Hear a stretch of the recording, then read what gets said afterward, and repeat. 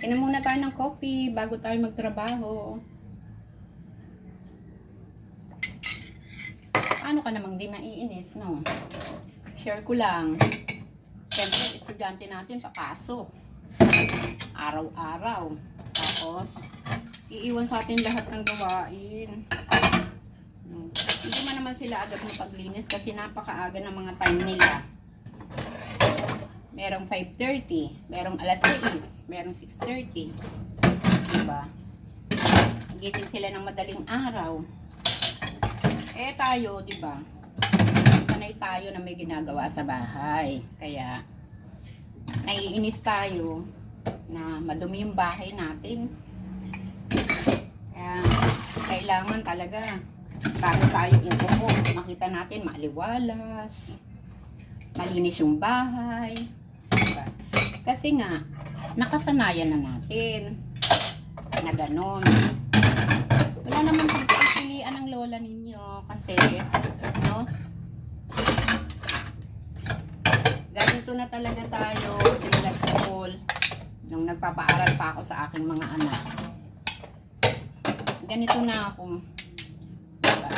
Nag-focus ako sa pag-aalaga sa kanila. Siyempre, para tayong mga magulang, meron namang ma-achieve yung ating mga anak. Pero minsan nakakainis, no? Naiinis ako kasi tingnan nyo naman. Ako lahat maghuhugas niyan, plato. O ayan pa, may hugasan pa. O, ang daming hugasan, mga friends. Kaya, ayan. Yan ang gawa natin.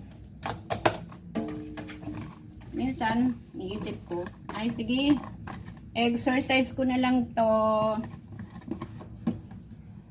Kahit na araw-araw kong ginagawa, kahit sabihin mong nakakasawa, walang ibang gagawa po. Ako lang. Nakwento ko lang kasi meron akong 6 na apo na naiwan sa akin ng aking anak na babae. Siya po ay sumakabilang buhay na.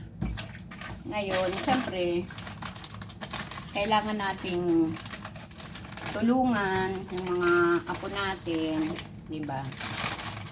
Hindi naman sila makukulit o matitigas ng ulo. Pero imposible naman na wala ding ginagawang kasalanan. Meron din. Pero kailangan nating magsukuan, mga friend. Kasi 'di ba? Tayo lang din na magbibigay ng magandang kinabukasan sa kanila. Kaya kahit na sabihin mo may nagagawang palpak, sige lang tayo, support lang po tayo, mga friend. Nga habang ako'y naglilinis, sasabay ko na to ang aking pagbibideo para naman